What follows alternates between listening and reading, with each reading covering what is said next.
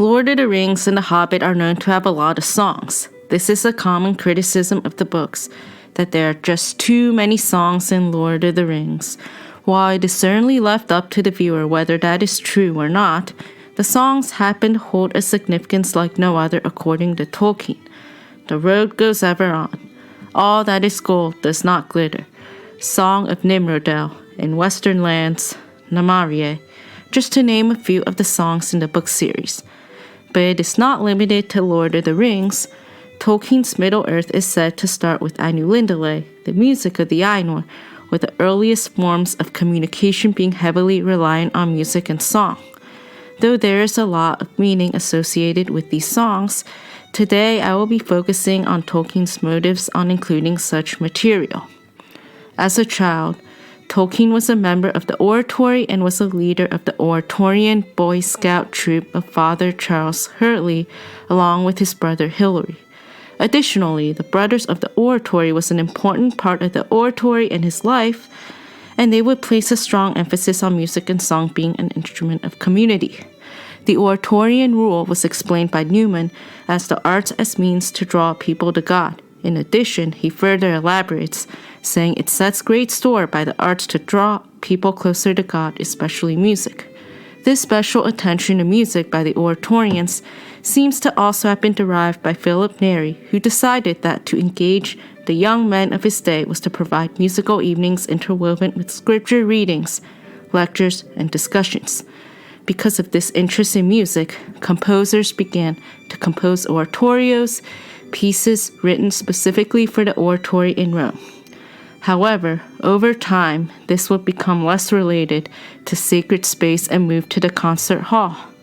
The Birmingham Oratorians would continue a tradition of producing new musical evening programs, such as The Creator and the Creature. Music was also taken seriously in the Birmingham Oratory, with Newman having a great interest in congregational singing. Priscilla later recalled of her father that the only kind of music I knew him to love dearly was Gregorian plain chant.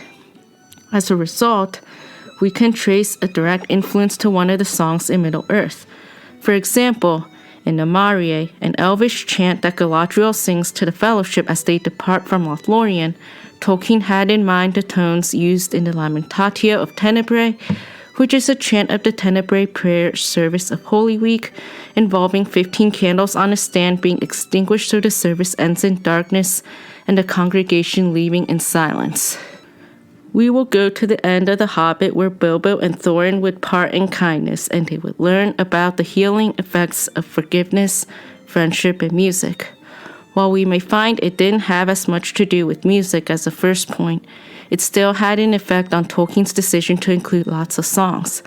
Up to that point, The Hobbit already had a number of songs from the dwarves, such as Chip the Glasses and Crack the Plates, and Far Over the Misty Mountains Cold, as well as elven songs such as The Dragon is Withered and Down the Swift Dark Stream You Go.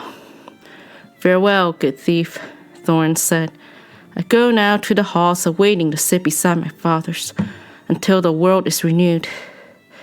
Since I leave now all gold and silver and go where it is of little worth, I wish to part in friendship from you. If more of us valued food and cheer and song above hoarded gold, it would be a merrier world.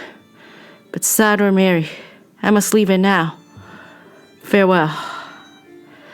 Thorin would part with Bilbo in kindness, which is suspected to be similar to Tolkien's legal guardian, Father Francis Morgan, at his death, which happened 2 years before The Hobbit was published. Similarly, at the end of The Hobbit, the battle of 5 armies have won, but Thorin would be wounded unto death. Tolkien would learn about the healing effects of forgiveness and, of course, music from Father Francis, much like Thorin would learn about these things from Bilbo. Meanwhile, Bilbo would also learn from Thorin as well. Either way, they would not only learn about forgiveness, but also about valuing the present moment as well, presumably by way of food and cheer and song. Then Bilbo turned away, and he went by himself and sat alone, wrapped in a blanket, and whether you believe it or not, he wept until his eyes were red and his voice was hoarse.